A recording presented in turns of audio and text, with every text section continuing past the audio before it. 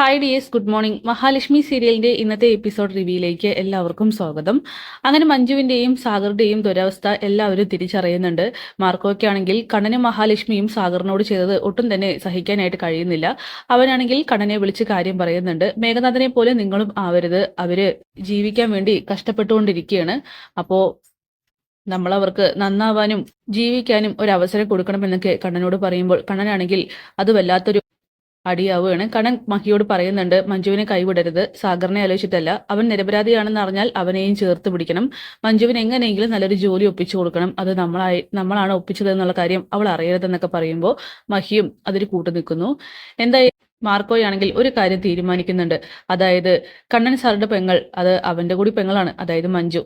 അങ്ങനെ മഞ്ജുവിന്റെ ദേഹത്ത് കൈതൊട്ട ആ ടെക്സ്റ്റൈൽസ് ഉടമയെ വെറുതെ വിടരുതെന്ന് ലോപ്പസും മാർക്കോയും തീരുമാനിക്കുന്നു. തിരിച്ചടി കൊടുക്കണമെന്ന് തന്നെ മാർക്കോ പറയുന്നുണ്ട്. അതിന്റെ ഭാഗമായിട്ട് അവനാണ് ആദ്യം പോകുന്നത് ആ ടെക്സ്റ്റൈൽസ് ഓണറുടെ അടുത്തേക്കാണ്. എന്നിട്ട് സാർ ആഗ്രഹിക്കുന്ന കാര്യം തരാൻ വേണ്ടിയിട്ടാണ് ഞാൻ ഇപ്പോൾ ഇങ്ങോട്ട് വന്നെന്ന് പറയുമ്പോൾ നിങ്ങൾ ആരാണ്, എന്താ വേണ്ടെന്നൊക്കെ ചോദിക്കുന്നു. സാർ, മഞ്ജുവിനെ അറിയില്ലേ, അവളുടെ ആങ്ങളെയാണ്. ഇത് കേൾക്കുന്ന അയാളാണെങ്കിൽ ആകെ ഒന്ന് ഞെട്ടിവിറയ്ക്കുന്നു. ആൾക്ക് കാര്യം മനസ്സിലാവുന്നുണ്ട്, ഇത് പണിയാണെന്നുള്ള കാര്യം. അങ്ങനെ അയാളാണെങ്കിൽ പറയും, എന്നോട് ക്ഷമിക്കണം, ഞാൻ ആളറിയാതെ ചെയ്തു പോയതാണെന്നൊക്കെ പറയുമ്പോൾ ആളറിയാതെ അങ്ങനെ ചെയ്യാൻ പാടുണ്ടോ? ഇവിടെയും ഒരുപാട് പെൺകുട്ടികൾ ജോലി ചെയ്യുന്നതല്ലേ, അവരെയൊക്കെ നിങ്ങൾ എങ്ങനെയാണ് കാണുന്നത്? എന്തായാലും എന്റെ പെങ്ങളുടെ ദേഹത്ത് കൈവച്ചതിന് നിങ്ങൾക്ക് ഞാൻ നല്ലൊരു സമ്മാനം തരാൻ വേണ്ടിയിട്ട് അവതന്ന് പറഞ്ഞുകൊണ്ട് മാർക്കോയാണെങ്കിൽ അയാളെ പിടിച്ചൊരു ഇടി കൊടുക്കുകയാണ്. എന്തായാലും ആ ഒരു ഇടി കിട്ടുമ്പോൾ തന്നെ അയാൾക്ക് കാര്യങ്ങൾ മനസ്സിലാവുന്നുണ്ട്. മഞ്ജുവിനോടല്ല, ഇനി മറ്റാരോടും അങ്ങനെയൊന്നും പെരുമാറരുത് എന്നുള്ളൊരു സൂചന കൂടിയാണ് അതെന്നുള്ള കാര്യം. എന്തായാലും മാർക്കോ പറയുന്നുണ്ട്, ഇനി മേഘനാഥന്റെ വാക്കും കേട്ട് ഇതുപോലെ അല്ലെങ്കിൽ മഞ്ജുവിനല്ലാതെ മറ്റേതെങ്കിലും പെൺകുട്ടികളെ എന്തെങ്കിലും ചെയ്യാൻ നോക്കിയിട്ടുണ്ടെങ്കിൽ ഈ മാർക്കോ വന്നിരിക്കുമെന്നൊക്കെ പറഞ്ഞ് ഭീഷണിപ്പെടുത്തുകയാണ്. പിന്നീട് മാർക്കോയാണെങ്കിൽ ലോപ്പസിന്റെ അരികിലേക്ക് വരുന്നുണ്ട്. എന്നിട്ട് ആ ടെക്സ്റ്റൈൽസ് ഓണർക്ക് കൊടുത്ത ആ ഒരു സമ്മാനത്തെ കുറിച്ചൊക്കെ പറഞ്ഞ് ചിരിക്കുകയാണ്. ഇനി അവൻ ഒരു പെണ്ണിന്റെ തീർക്കും അങ്ങനെ കൈ ചൂണ്ടില്ല. എന്തായാലും കൊടുക്കേണ്ടത് കൊടുത്തിട്ടുണ്ട്. ഇനി എത്രയും പെട്ടെന്ന് നമ്മുടെ ഒരു ദൗത്യം എന്ന് പറയുന്നത് സാഗർ നിരപരാധിയാണെന്ന് തെളിയിക്കണം. എങ്കിൽ മാത്രമേ അവൻ സ്ഥിരമായ ഒരു ജോലിക്ക് പ്രവേശിക്കാനായിട്ട് പറ്റൂ. അല്ലെങ്കിൽ എല്ലാവരുടെ കണ്ണിലും അവനൊരു കുറ്റവാളിയായിരിക്കും. മഹാലക്ഷ്മിയുടെയും കണ്ണൻ സാറുടെയും കണ്ണിൽ അവൻ നിരപരാധിയാണെന്ന് തെളിയണം. എങ്കിൽ മാത്രമേ ഒരു നിലനിൽപ്പുള്ളൂ. നമുക്ക് വേണ്ടി, അവന് വേണ്ടി നമുക്ക് ഇത് മാത്രമേ ചെയ്തു കൊടുക്കാൻ പറ്റുള്ളൂ എന്നൊക്കെ ലോപ്പസിനോട് പറയുകയാണ്. എന്തായാലും അതിന്റെ ഭാഗമായിട്ട് അവർ ഇറങ്ങിത്തിരിക്കുന്നുണ്ട്. ഇനി മുതൽ ആ മേഘനാഥന്റെ ദിവസം എണ്ണിക്കഴിഞ്ഞു, തിരിച്ചടിയുടെ നാളായിരിക്കുമെന്നൊക്കെ മാർക്കോ പറയുന്നുണ്ട്. അങ്ങനെ ടെക്സ്റ്റൈൽസ് ഉടമയുടെ അടുത്ത് പോയിട്ട് മാർക്കോ കാണിച്ചു ആ ഒരു അഭ്യാസ പ്രകടനങ്ങളൊക്കെ തന്നെ നമ്മുടെ മേഘനാഥൻ അറിയുന്നുണ്ട്. മേഘനാണെങ്കിൽ ആകെ ഷോക്കാവുന്നു. മാർക്കോ കളി തുടങ്ങിയെന്നും ഇനി ആ മഞ്ജുവും സാഗറും നടന്ന കാര്യങ്ങളൊക്കെ പറഞ്ഞു കൊടുത്തിട്ടുണ്ടാവുമോ എന്നൊക്കെ തന്നെ അവന് നല്ല പേടി തോന്നുകയാണ്.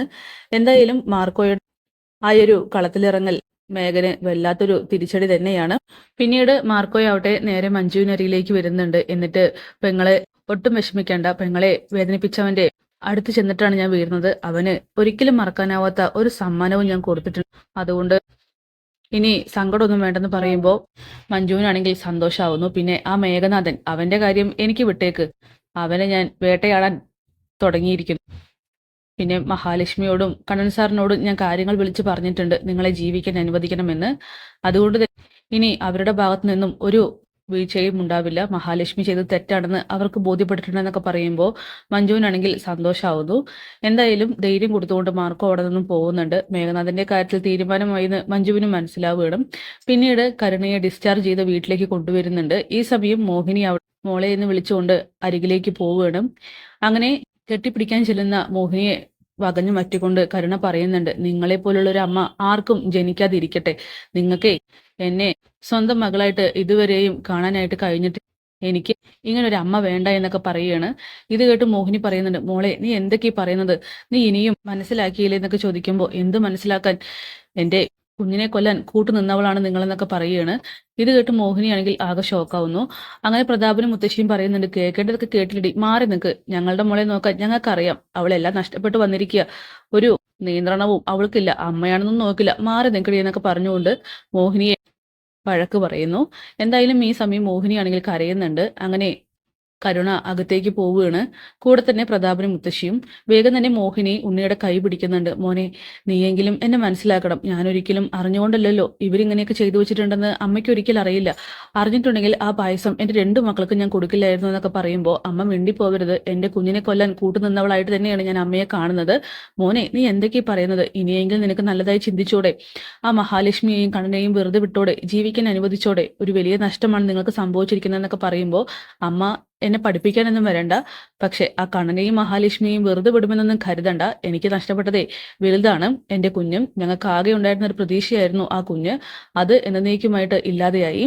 ഇനി ആരും സംസാരിക്കാൻ വരണ്ട. ഞങ്ങൾക്ക് ഞങ്ങളുടെ വഴി. അമ്മയ്ക്ക് അമ്മയുടെ മൂത്ത മരുമോനെയും മകളെയും സപ്പോർട്ട് ചെയ്ത് നിൽക്കാം. അതിന് ഞങ്ങൾ ആരും തടസ്സം പറയുന്നില്ല.